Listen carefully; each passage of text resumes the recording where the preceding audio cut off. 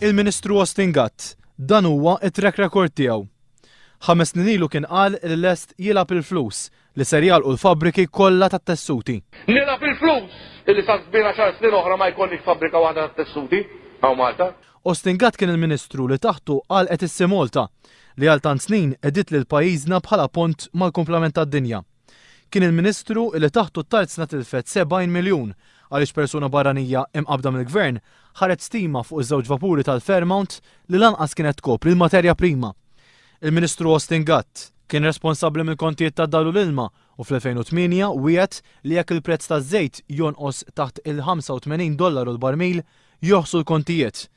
Iva nagħti garanzija assoluta, mhux nagħti garanzija nerġa' ngħid numri l-istorja ta' dal-Gvern minn tal-isserċar illi jekk il-prezz tagħna jinżel għand 85 għandu rajfu teġib il-arreċċja tas-serċar is-serċar toll. Imma minkejja li l-prezz taż-żejt ġieli raħas sa inqas minn $70 l-barmil, il-kontijiet olew u mhux raħsu.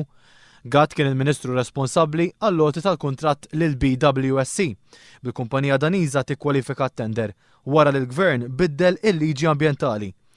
Taħt Austin Gatt, meta nbiegħet il-Maltacom ingħatat b'xejn art fil-qawra li kienet tiswa 10 miljun euro.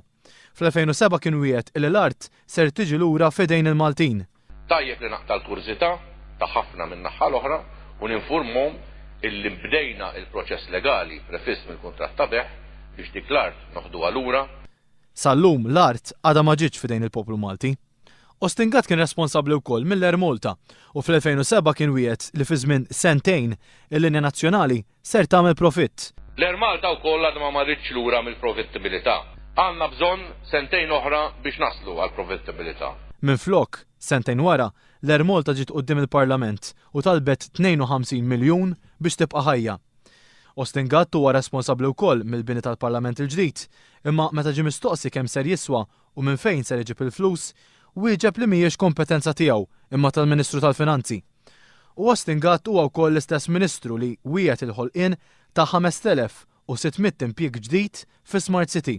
Imma issa l-istess Austin Gatt qiegħed jgħid li għax il-Gvern ma żarmax il-pumping station fil-Kalkara, Smart City m'għadhomx marbuta li joħolqu imqar impjieg wieħed.